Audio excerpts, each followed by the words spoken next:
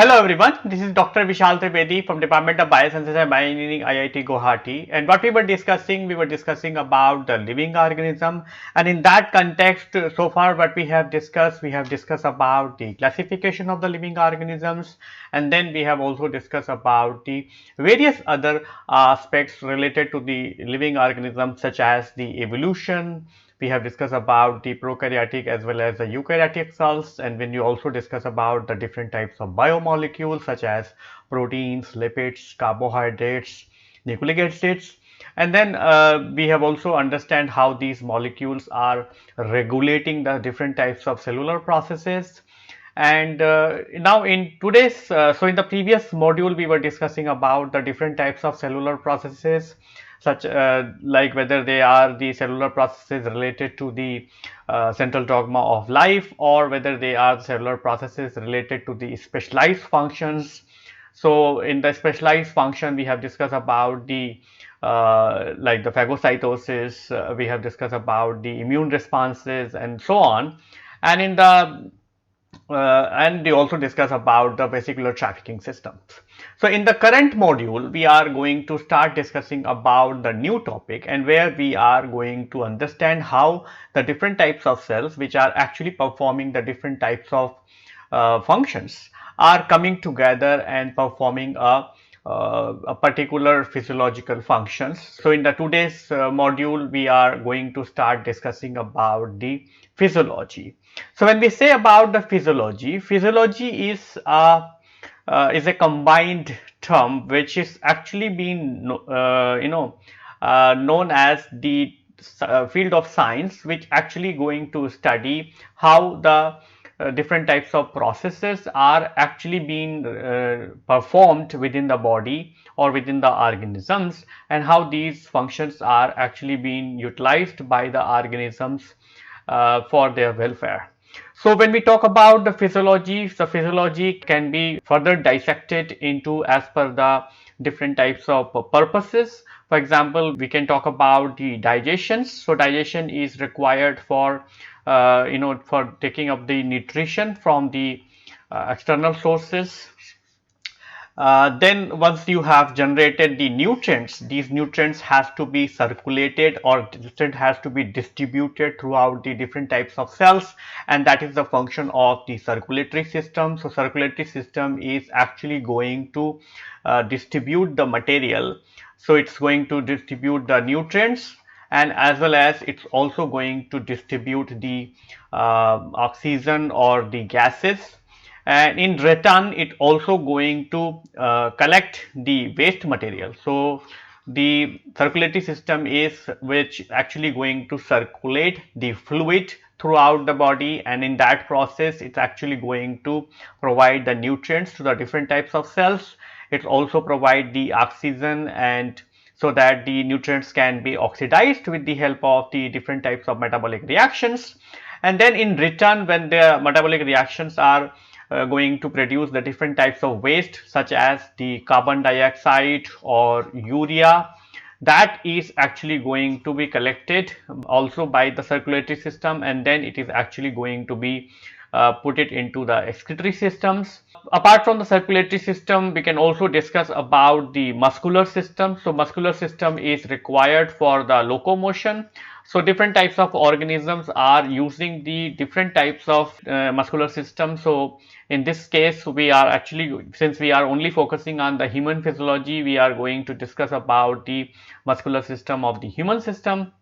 And then we also going to discuss about the nervous system. So nervous system is required for sensing the different types of responses, and it also allows that, or it also is going to govern or decide whether what action you should take. So once you senses that there is a fear, there is a danger, then it is actually asking the organism to prepare for these kind of signals. Apart from that, the nervous system, we also going to discuss about the endocrine system and the excretory system. So endocrine system and the excretory system is required because it is actually going to regulate the activities what is happening in the other organ systems such as the digestion, circulatory system, muscular or nervous system.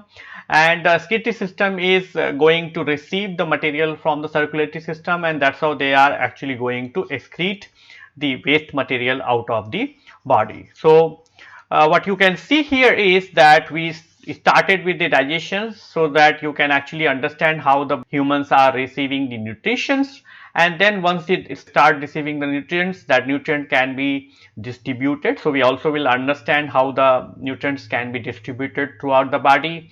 And then once you have acquired the nutrients, you are actually going to utilize that for producing the energy, and that energy can be utilized for the locomotion so that you can move from one place to another place.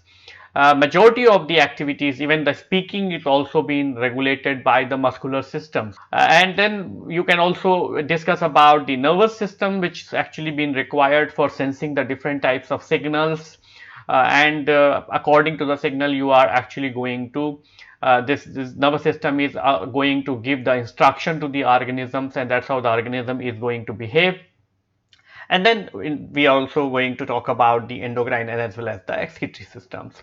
So when we talk about the any kind of organ system, we are actually going to focus on the few aspects. So when we talk about the organ system, its organ system is meant for a particular type of functions, like just now what we have discussed, right? The digestion is required for acquiring the nutritions.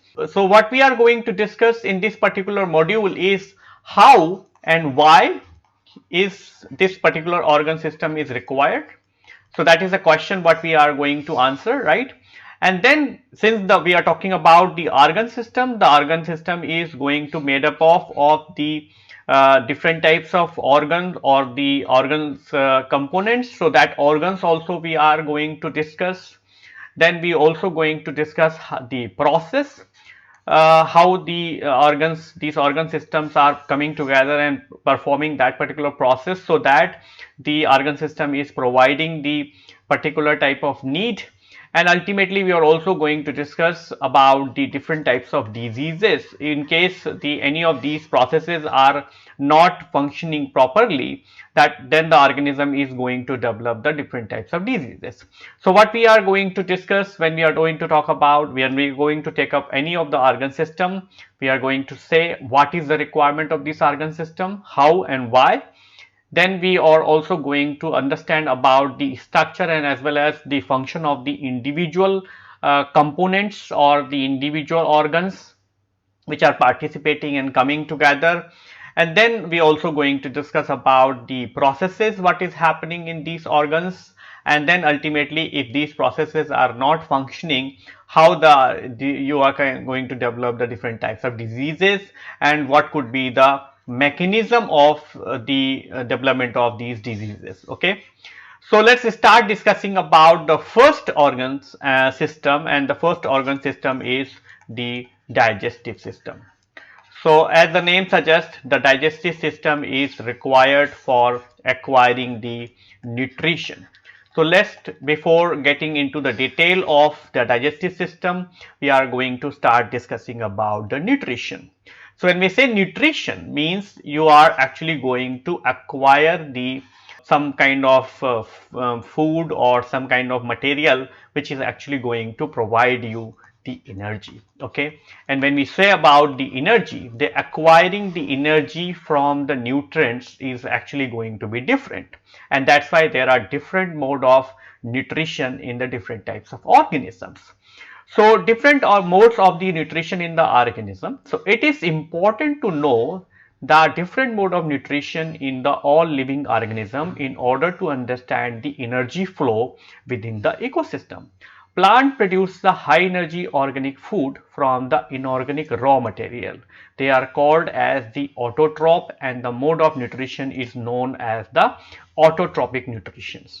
Animals feed on those high energy organic food and they are called as the heterotrophs, and this mode of nutrition is known as the heterotrophic nutrition. So as per the nutrition is concerned, nutrition is actually being required for the multiple purposes, like nutrition is required for acquiring the energy.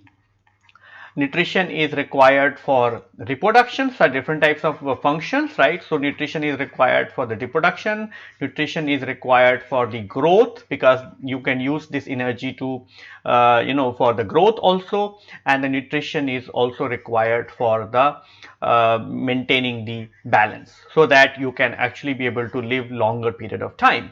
And because the nutrition is the utmost important thing for running the different types of metabolic reaction, that's how you are actually going to acquire the energy.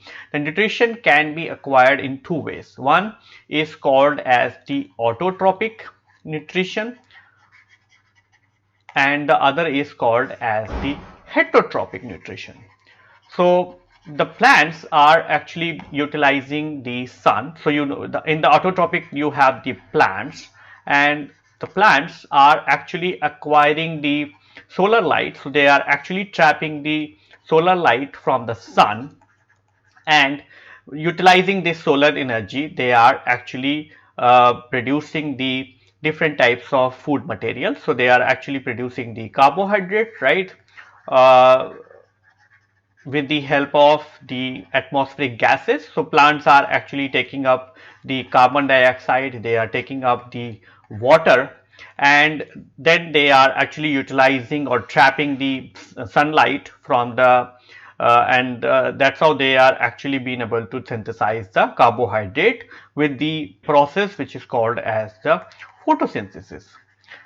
And since this course is very limited, we are not going to discuss and give you the detail about the photosynthesis. And once the carbohydrate is being synthesized, initially you are going to have the simple carbohydrates, and then it is actually going to give you the complex carbohydrate, because that simple carbohydrate is going to be processed, and then the simple carbohydrate molecules are going to be joined together, and then it is actually going to generate the complex carbohydrate. Complex, when I say complex carbohydrate, means it's going to generate the polymeric carbohydrates such as the glycogen or the starch. And once you have the complex carbohydrate, then this complex carbohydrate is going to be taken up by the heterotrophs such as the animals and the fungi, and then they are actually going to utilize that for producing the energy. Apart from that, these two modes, you can also have the different third mode of the taking up the nutrition, and that is called as the parasitic nutrition. So parasitic mode of nutrition is where the organism is actually going to acquire the energy from the either the autotrophs or from the heterotrophs, but they are actually not going to utilize the energy in the form of food, right? They are actually going to directly acquire the energy from these two sources. So one of the classical example is most of the disease causing organisms, some form of the fungi, some of the bacteria, and all those are actually falling under the parasitic stage. Then the fourth mode of nutrition is called as the chemotrophs. Okay, so chemotrophs uh, are the another class of bacteria. So chemotrophs are the bacteria which actually not require acquiring the energy from the sun, but they are actually acquiring the energy when there is a volcanic disruptions or other kinds of radiations. So that they use to synthesize the compounds. And under these category you have the some of the bacterial species which are actually being found into the ocean. And so these are the four mode of nutrition. You have the chemotrophs, you have the autotrophs, you have the heterotrophs, and then you have the parasitic nutritions. Apart from this nutrition can be also be classified whether you are taking the whole food or whether you are taking a part of that. So nutrition can also be classified as per the type of the food what you are taking. So you can have the holozoic nutrition. So it involves taking the entire organic food, and this can be formed in the whole part of the plant or the animals. For example, we are taking the fruits, right? So we are taking the fruits as the piece, like if you are eating the apples, or if you are eating the grapes or banana or anything, you are eating as a whole, right? You're not making it as like a paste or something, right? So that is called as the holozoic nutrition. Most of the free living protozoans, humans and other animals fall under this category. So they don't eat the liquid, okay, they eat the raw material, or they eat the entire organic food. Then we have the saprophytic nutrition. So saprophytic nutrition is the organism fulfill the requirement of food from the rotten part of the dead organisms and the decaying material. The organism secretes the digestive enzyme outside the body on their food, and then they take in the digested food. This kind of extracellular digestion, for example, the house flies. I'm sure you might have seen that the house fly, when it sits on your food or when it sits on the rotten material, it actually produces the saliva, and that saliva is actually containing the digestive enzymes, and that digestive enzyme first digested the food material, and then it actually sucks that digested material, and that's how it is actually taking up the nutrition. I'm sure you had seen the spider also. Whenever there is a spider web, and when there is an insect get trapped into this, the spider is actually goes and then it actually sucks the nutrition. So it actually use the saliva and other kinds of enzyme, and that's how it actually digests the ingested insects or the trapped insects, and that's how it actually going to take up the nutrition. Apart from that, we also have the parasitic nutrition. So organisms fulfill the requirement of food from the body of another organisms. The parasites are of two different types, one which lives inside the host and the other which lives outside. The internal parasites usually multiply inside the body cavity of the host, and most of the times are life threatening, while the other lives outside and can play the role of vectors in spreading the disease. Examples of the internal parasites are the plasmodium, the parasite which actually causes the disease called malaria, or you can have the tapeworm, which actually causes the infection from the inside. And while the example of the external parasite may exclude the most of the fleas and the insects like the mosquitoes, so they actually suck the blood. So that's why their mode of nutrition is saprophytic, because they take up the direct the food material, and they also causes the disease. So you can see that the external parasites are actually going to spread the disease. They are not life threatening, but internal parasites are life threatening. For example, the malaria, TB, the TB is caused by the mycobacterium tuberculosis or all other kinds of bacteria, even the COVID virus and all those kind of things. So those are the parasitic nutritions. Now, when we talk about the nutrition, you also have to understand why the people are taking the organic food and why there is a need, and from where this energy is stored. So which actually they utilizes, and that's how they are actually looking for the organic material, what is being prepared or what is being synthesized by the plants. Uh, so let's see that. Okay. Now we have taken a very simple example. This is an example of the glucose, where you have the different types of bonds. So what are the bonds you have? You have a CC bond, you have the CO bond, you have the OH bond, and then you have the CO bond. Okay. So what you see here is I have given you a bond energy. Okay. So these are the bond energy what is present in this particular molecule. So you have a CH bond, which is actually having an energy of 413 kilocalorie per mole. You have the CO bond, which is actually having a energy of the 358 kilocalorie per mole. You have a bond of OH, and you also have a bond of CC. So now what happened is that what this energy means, that if you break this bond, you are at this bond, it is actually going to release that amount of energy. So this bond is formed because this amount of energy is being spent. So if you break this bond, you are actually going to produce the energy.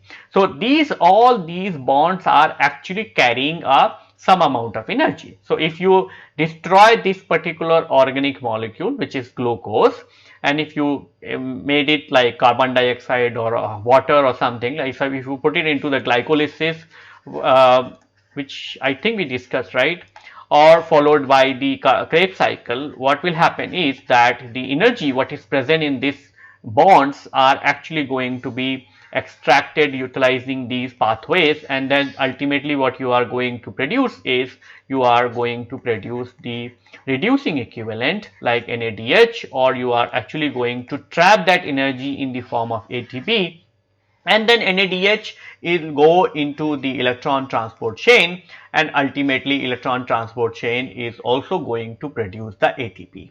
So ultimate goal is that you are actually going to acquire the energy what is stored in the form of these bonds, and you will be break down this product, and you will actually going to acquire the energy. And this is a free form of energy, this is a bound form of energy. This energy cannot be utilized. If you keep a glucose bottle in your home, it is does not contain any energy, but if you put it into your body, it is actually going to be utilized by these metabolic reactions or these metabolic pathways, and that's how it is actually going to produce ATP, which is actually a free form of energy, and that can be utilized for the different types of reactions what is required for muscular transport, that is required for the nervous system, that is required for producing the different types of hormones or protein synthesis, protein catabolism, anabolism, and all those kind of things.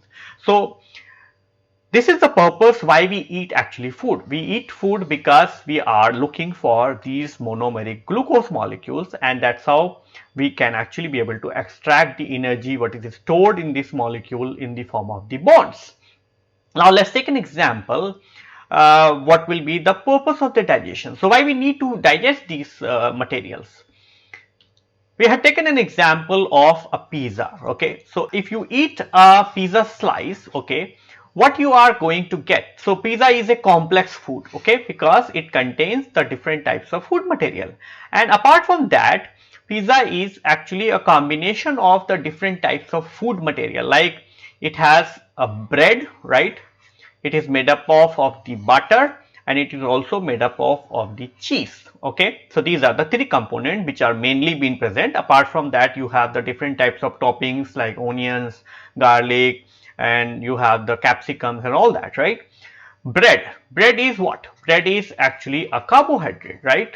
So bread is made up of the starch, so it is actually a polysaccharide, but the polysaccharides are actually having a glucose molecules, and glucose polymer cannot be utilized directly so that you can be able to put them under the glycolysis. What you require is you require a individual glucose molecule. So you start with a very large chunk of bite, right, which actually going to have the bread, butter, and cheese, and within the bread which is actually a starch or the carbohydrate, and the purpose is that from this polysaccharide you actually should be able to extract the glucose, and then this glucose can enter into the different types of metabolic reactions, and that's how you can be able to produce the energy. Same is true for the butter. You have the butter, right? So that butter is nothing but a fat, right? And fat is a long chain polymer, and that long chain polymer cannot be utilized. So the fat has to be converted into the fatty acid, and then the fatty acid will enter into the beta oxidation, and that's how it is also going to produce the energy. Same is true for the cheese. So cheese is made up of the protein, right?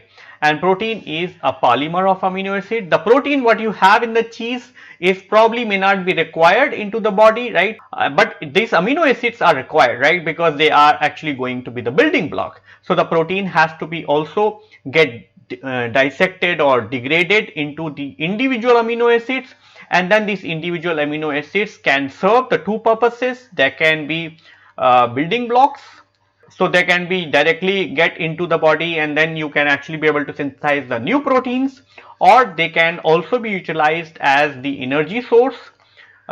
In case there is a requirement, you can actually be able to oxidize the amino acids, and that's how you can be able to produce the energy. Apart from these three molecules, you can also be going to have the nucleic acid, right? Because all these food material is actually going to have the nucleic acid. So nucleic acid means you are going to have the DNA or the RNA, and again the same thing. DNA and RNA is also going to be the polymer, and these polymer cannot be directly being utilized. So all these polymer have to be converted into the nucleotides, and then these nucleotides can be utilized as a building block.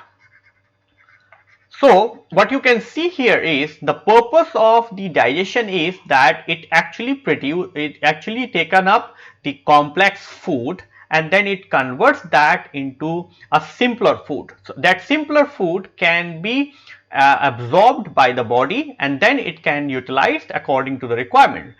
Glucose can be utilized to produce the energy, the fatty acid can be utilized for producing the energy, whereas these two molecules are mostly being used as a building block rather than the energy source, because you always have a deficiency of the nucleotides and as well as the amino acids. So you always try to use them for producing the different types of proteins. Now, if you try to see what is the mechanism of this digestion, so what you are going to do is first you are going to have a very large chunk of the pizza slice. So first step, in the step 1, what you require is you actually should have a machine so that it actually could get break down into multiple pieces. Okay. Now, once they are going to be break down into the multiple pieces, then you are actually going to add the step 2 where they are actually going to get separated. At this stage, since they are actually going to be broken into the small piece, then individual piece can be processed, okay, and then you are actually going to add some chemicals so that you are actually going to soft the tissue material or soft the food material. You can also have the physical processes like the churning, so that they are also going to mixed with the chemicals, and in the step 2 you are actually going to add the chemical so that the individual food material is actually going to be get separated from these small pieces. Then you are going to enter into the step 3. In the step 3, then you are actually going to add the enzymes. Okay, these enzymes are actually going to be specific. So these, some of the enzymes are going to be for the sugar, right? So they will be actually going to attack on the polysaccharides. Then some of the enzymes are actually going to be attack on the proteins, right? And then some of the enzymes are actually going to attack on the lipid or the fat. Some of the enzymes are also going to attack on the DNA and as well as the RNA, and that's how in the step 3 they are actually going to produce. Now in the step 4, what you have is, once this enzyme will work, then the sugar is going to be converted into the glucose, protein is going to be get converted into the amino acids, lipids are going to be get converted into fatty acid, and the DNA and RNA is going to be get converted into the nucleotides. So in the step 4 you are actually going to have the absorption. Okay, so in the step 4 you are going to absorb these material. Now, since you are doing you are running a machine, right? So you are actually utilizing the different types of chemicals, you are utilizing the different types of physical processes, and then you are also utilizing the different types of enzymes. You are also going to produce the byproducts, right?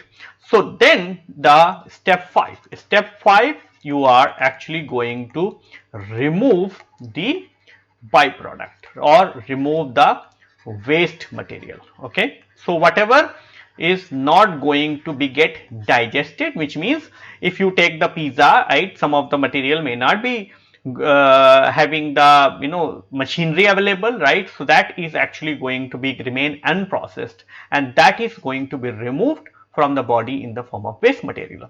Now if you see what are the things required, right?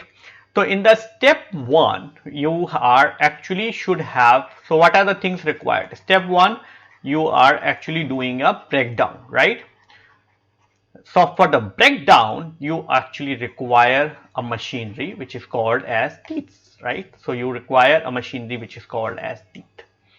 In the step, then it enters into the step 2. Step 2 require the treatment with the chemicals and treatment and then the churning, right? So that is actually going to happen in the stomach, and the enzyme is going to stomach is going to secrete the HCl, and that's how it is actually going to have the chemical digestion of your food, and then it is also going to have the churning of that food, so that the food is very nicely going to mixed up with the chemicals, and then chemicals are actually going to make the softness.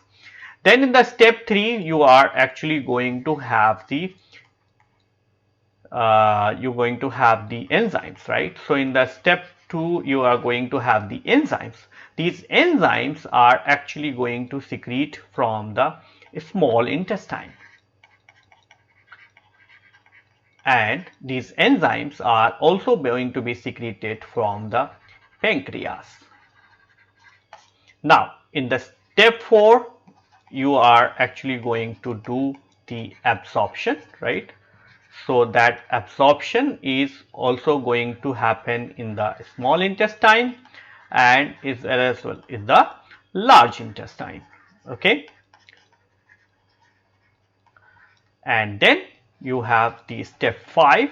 So step 5 you have actually going to have the removal of the waste, right? So removal of waste, that is going to happen in the large intestine. Okay, so large intestine is actually going to produce the waste, and that is actually going to be removed from the food. So this is what you see, this is the alimentary canal. So this all digestion is going to happen in an organ which is called as the alimentary canal, right? And alimentary canal has the different types of components. Now let's see what are the things you have, right? So first is you are going to have the mouth, right? And from the mouth you are actually going to take up the food. Once you take up the food, then it is actually going to enter into the stomach, right? This pipe what you see is called as the esophagus. So esophagus is a tube, right? And then this tube is entering into the another part which is called as the stomach, right? So stomach is here, and then the stomach is going to do the step 2. This mouth or the salivary glands are actually going to do the step 1, and then you are also going to have the pancreas. So the pancreas is actually going to do the step 3, where it is actually going to secrete the different types of enzymes, and then you have the small intestine and as well as the large intestine, and that are actually going to do the step 4 and 5. Apart from these, you are also going to have the different types of glands like the liver, gallbladders. You also have the pancreas, and then you have the many of the enzyme in the mouth which are called as the salivary glands and other things. So if you divide the alimentary canal, or if you divide the digestive system, okay, you are actually going to have the two parts. One is you are actually going to have the body or the anatomy of the body which are actually going to participate, and then you also have the different types of glands which are also going to participate into the digestions. So when we are going to discuss about the anatomy of the digestive enzyme, what we are going to discuss, we are going to discuss about the buccal cavity. So this is the place what you see here is called as the buccal cavity, where you have the mouth, you have the teeth, you have the salivary glands and all other kinds of things. Then we have the esophagus, which is actually a connecting tube or connecting pipe, right, between the mouth, buccal cavity and the stomach. And then you have the stomach, which is actually going to be a belly-like structure, and where the food is actually first time is going to be stored. And then you have the small intestine. The small intestine is a major place where you are going to have the major digestions, and then you have the large intestine. Apart from that, you are also going to have the different types of secretory glands, right? you have the secretory glands, like you have the liver, you are actually going to have the pancreas, and you are also going to have the salivary glands. Okay, so what we are going to discuss, we are going to first going to discuss about the anatomy of the organs, and then we are also going to discuss about the anatomy of the glands. So let's start with the buccal cavity. Buccal cavity. So buccal cavity is this is the buccal cavity. What you see here, what are the things you have? You have the teeth, you have the and the buccal cavity is actually going to be divided into the multiple components. So you have the tongue, you have the the upper lips, you have going to have the lower upper lips and the lower lips. Then you have the soft palate and the hard palate. So these are the, and then you also have the teeth. You are going to have the different types of teeth, like the molar, canine, premolar, molars, and all that. So the mouth, human mouth consists of the vestibule and the oral cavity. The slit-like space between the cheek and the gum is known as the vestibule. So what you see here is the space next to your teeth, but outside within the lip, is called as the vestibule. The cavity surrounded by the palate, tongue, and teeth is actually being known as the oral cavity or the buccal cavity. So the cavity what you see behind your teeth and below up to the palate is actually going to be called as the oral cavity or the buccal cavity. So you can imagine, right, if you have a teeth here and you have a lips here, this is the cavity which is called as the vestibule, and this is the cavity, and this is, suppose here you have the esophagus. So this is the cavity what is called as the buccal cavity. So this is the teeth, right? And on the back side of the teeth you have the buccal cavity, on the front side of the teeth, but before the lips are called as the vestibule. Mouth is the first passage of food where the large piece of the food is fragmented into the small pieces with the help of the teeth and mixing with the saliva. Tongue manipulates the food during the chewing and mixing with the saliva. This mixing of food with the saliva or bolus is then moved inwards through a pharynx into the esophagus. This process is known as the degluting or the swallowing.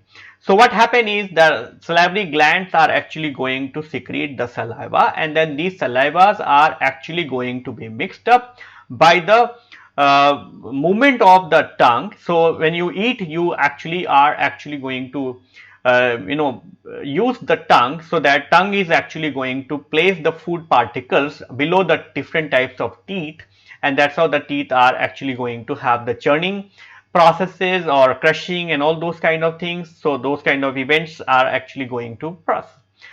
Apart from that, what you see here is you have actually going to have the two different types of palate. You are going to have the soft palate, which is on the back side, and then you also have the hard palate. This hard palate, which you actually can easily experience when you if you touch your top roof of your mouth, these are actually having the ridges, and this hard palate is always throwing the food on the front side. So and if it is not there, right, if it's actually hard palate is not there, then when while you are chewing, the food may actually can fall outside. Okay, because the hard palate is always pushing the food on the backside, so that the food will always be coming below the teeth, and it will should not be come out. Okay. Uh, and when the saliva is mixing with the food, it is actually going to make a bolus, and that bolus and this and that bolus is only going to enter into the stomach through the esophagus. But and this process of swallowing, this process is known as the swallowing. Okay. Now within the buccal cavity you have the major component, like you have the teeth, you have the tongue, and you also have the different types of salivary glands, right? So let's discuss about the teeth and the tongue, and then we are also going to discuss about the salivary glands. So let's start with the tongue. So tongue is actually a part, is a strongest muscles in the body, and this is the only muscle which is attached from the one end. Okay, most of the muscles what you are going to see in your body are actually being connected on the both side, because their job is to do help in the contraction. Okay, so they are actually being connected. For example, if you see the biceps, right, they are connected on this side and then they are connected on this side, and that's why with the help of the biceps you can be able to pull your arm, or you can be able to pull your the heavy loads actually. Same is true for the different types of muscles what is there in your legs or the ribs and all other places. But the tongue is a muscle which actually being connected only on one side. So this is the side from where it is going to be connected. So if you see the anatomically, the tongue is going to be divided into two parts. One is called as the pharyngeal part. This is the part which is actually going to be towards the esophagus or towards the pharynx, right? So this part is towards the pharynx, and then we have the other part which is called as the oral part. So and from this side it is actually going to be connected toward the pharynx. Okay. Now if you see the tongue, it actually has the different types of papillae. So these papillae are actually going to be having a function of sensing the different types of taste, right? So they are actually being used for tasting the different types of taste. You can have the different types of papillae, like you can have the valate papillae, you can have the folate papillae, you can have the fungiform papillae, and then you also have the filiform papillae. All these papillae are having a major function that they are actually going to give you the information about the different types of taste. They are different because their anatomy is different, because most of the papillae are actually having a bell-shaped shape, and within this this portion is connected to the internal cellular structures or cellular machinery, right? And when they are actually going to sense any food or any food material, when enters into this, it actually causes a sensation, and these sensations are then going to be carried out towards the brain, and that's how it is actually going to give you the senses.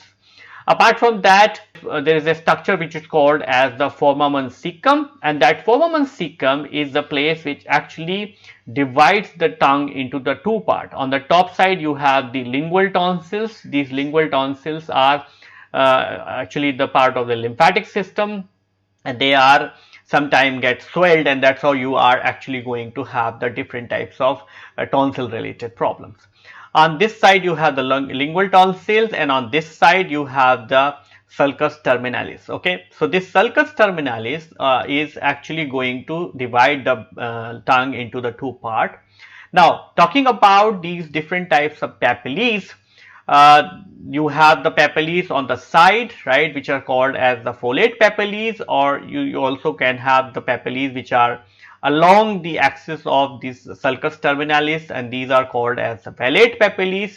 And then you have the papillae which are distributed throughout the tongue, which is called as the fungiform papillae, and then you also have the filiform papillae which are also been distributed. Now as far as the taste is concerned, this is the portion, or these are the papillae which are actually being responsible for the bitter taste. Then the side of this tongue are actually being responsible for the sour taste, and then only the tip of the tongue is actually being responsible for the salt, whereas the middle portion of the tongue is responsible for the sweet. So these are the four areas which are responsible for the providing the different types of taste. You can have the bitter taste from the back side of the tongue. You can also have the sour from the side of the tongue. You can have the salty from the tip of this tongue, like this portion, and then you can also have the sweet in the center of the taste. So that's why this actually, if you know this information, right, you can easily be able to utilize that information, and you can be able to enhance the particular taste. Okay. for example, if you want to eat the chili but you don't want to taste it, right, you can actually be able to somehow avoid that the chili part should not be hit this particular portion. So then if it doesn't hit this particular portion, it's actually you're not going to have the senses. And how the senses works, actually I already explained you, right? Whenever there is a food material, it is actually going to be present as a small food particle, right? So that food particle will go and bind to these food taste buds, okay, and then these taste buds are actually going to receive this and they are actually going to get sensitized, and they will send a signal downstream, and these downstream signals are going to be received by the cell, and that cell is actually going to send this signal through the nervous system to the brain, and that's how you are actually going to receive the, or you are going to sense the teeth. Now we are talk about the another part which is called as the teeth. So teeth, we have the 4 different types of teeth in the mouth. We have the incisors, we have the canines, we have the molars, and we have the premolars. Now the canine is required for the meat tearing, or it's actually been required for the meat. So that's why the canines are mostly being found in the carnivora, right? And whereas the molar and the premolars are mostly been required for the crushing and the grinding, and that's why they are more predominant in the herbivora.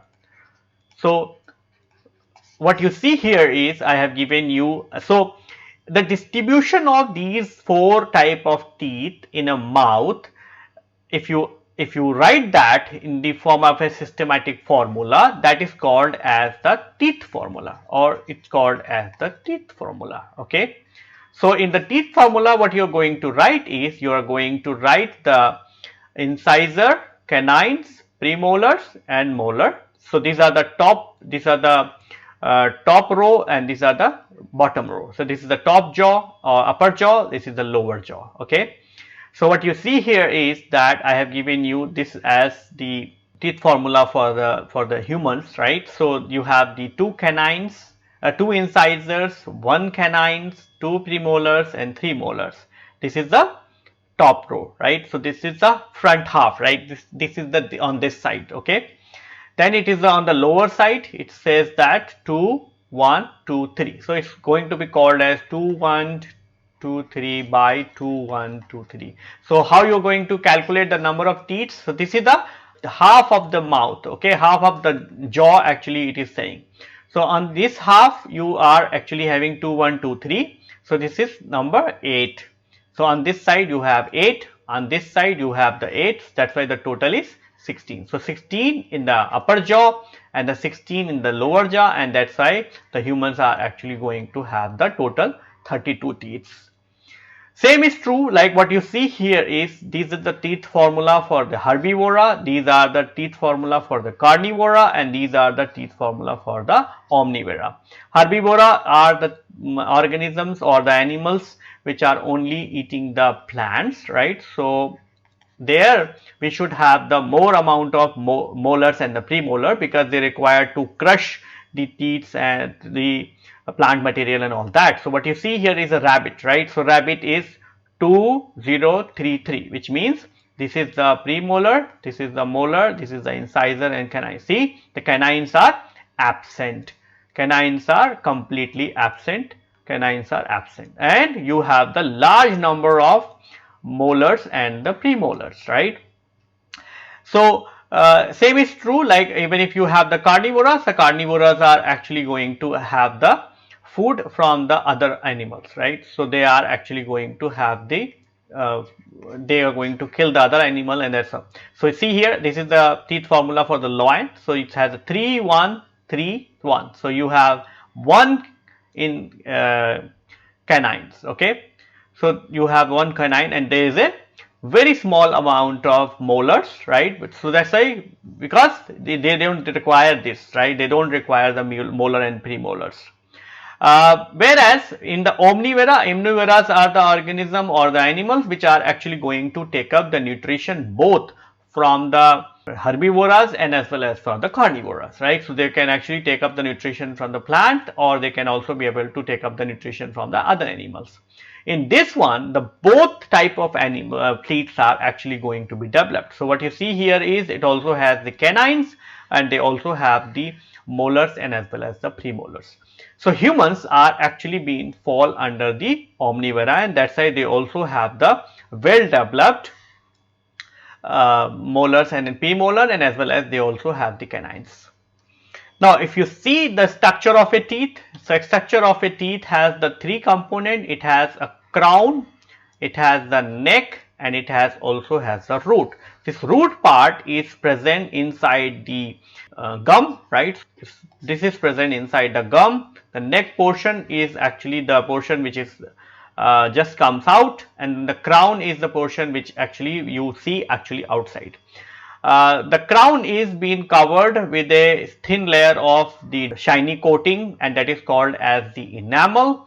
Then you also, the teeth is also being formed by the bony piece which is called as the dentine, and then the dentine is present inside the gum, and the dentine is having the supply of the blood from inside, and that's how it also has the pulp and all other kind of things. So teeth can actually be able to grow for lifelong, as long as until unless this particular cavity is not being closed. So in some of the teeth which they actually acquire the maturation, then this particular portion is going to be filled, and then this portion is going to die, and it will get the food material and then calcification, and that's how. So this layer is actually made up of the dentine, and it also has the calcium. Then you actually having a layer of the odontoband, and odoblast are actually going to secrete the dentine, and that's how they are actually going to make the teeth.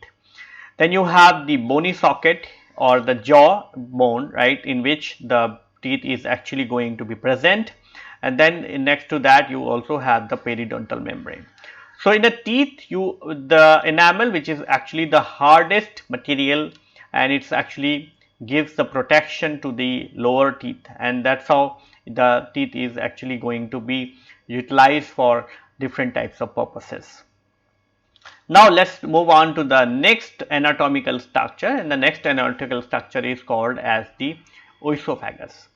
So esophagus is also known as the food pipe or the gullet, and it's about the 25 centimeter long. It present behind the trachea and the heart. Its primarily function is to conduct the food from the pharynx to the stomach, right? So its main function is that it should receive the food from the pharynx. So it's going to receive the food from the pharynx, right? Pharynx is the back side of the buccal cavity, right? And then it should give you the food to the stomach. The food in the esophagus is pushed downward by the involuntary muscle contraction of the circular muscle. This movement is called as the peristalsis. So the muscles what is there in the esophagus is actually doing a peristaltic movement, and that's how they are actually going to push the food into the stomach, and this movement is called as the peristalsis. You might have seen that some of the the kids actually vomit out the food, right? So why they vomit out? Because the peristaltic movement is actually running in the wrong direction. So when they sometimes they actually have the food which is getting trapped into their food pipe, then they actually have the peristaltic movement in the wrong direction. Normally the peristaltic movement should be in this direction, so that the food what you take is go into the stomach. But if the peristaltic movement would be in the reverse direction, then the food will go out of the mouth, okay, and that's how you are actually going to say that the kid has vomited the food, okay. Sometimes the vomiting also can happen even from the food material what is there in the stomach also. So from if there is a reverse peristaltic movement, then the food can also be able to come even from the food stomach also. Due to the contraction of the longitudinal muscles, lower part of the esophagus becomes short, which pushes its wall outward so that it can receive the bolus. The circular muscles of the esophagus then relax. The contractions are repeated in a wave that moves downward to the stomach. Okay. The cardiac sphincter lies between the sphincter and the esophagus and the stomach, allows the conduction of the bolus into the stomach. This sphincter closes again. The medulla oblongata control the peristalsis. Okay, so you have the sphincter here, which actually controls the flow of the food. So it actually only can go in toward this side. But if there will be error in the sphincter, and if there will be a food, and if there is a reverse peristaltic movement, then the food material can also be able to come out from the mouth in the form of a vomiting. Now let's talk about the stomach, right? So it is the widest organ of the alimentary canal. It is divided into two major parts, such as the body and the antrum. Physiologically, we can divide it into the oral portion, the first 2/3 of the body. So this is the portion, right? So first 2/3 of the body. So this is here you can actually be able to divide the stomach into the two part. One, the body, right? This is the body which actually has the major chunk, and then you also have the antrum, which is actually the ending of the portion. Okay, so this is the body and this is the antrum. Okay. Physiologically you can divide that into the oral portion. So this is the oral portion what you have, and which is actually going to be 2/3, right, of the body, and the caudal portion, which is the remain portion of the body. And so this portion is called as the caudal portion, and this portion is called as the oral portion. As the food enters into the oral portion of the stomach, it forms the concentric circles. When the food stretches the wall of the stomach, the vasovagal reflex travel from the stomach to brain and back to stomach, due to which the tone of the muscular wall of stomach body reduces and the wall starts bulging out, so that it accommodates the greater quantity of the food. So when you are taking up the food, the stomach is of very small size. Okay, but as you keep taking the food more and more, the stomach walls are flexible, so they can actually be able to expand, and they can be able to expand to accommodate the large quantity of the food. In the completely relaxed relaxed stomach, 0.8 to 1.5 liter food can occupy. Okay, so if the stomach is completely empty and it can actually be able to relax, it can actually take up approximately 1.5 liters of the food. Okay. After mixing of the food with the stomach secretions, the resulting mixture is called as the chyme. Further passed down the gut, the partial digestion of the food, such as the protein and as well as the fat, actually take place within the stomach. It produces the Cassell's intrinsic factor, which is required for the absorption of vitamin B12 to absorb through the intestinal walls. So far what we have discussed about the anatomy of the alimentary canal, what we have discussed so far, we have discussed about the buccal cavity, and we have discussed about the esophagus, and we also discussed about the stomach. In our subsequent lecture, we are also going to discuss some more aspects related to the anatomy of the alimentary canal, where we are going to discuss about the small intestine, large intestine, and then we also going to discuss about the different types of glands. So with this, I would like to conclude my lecture here. Thank you.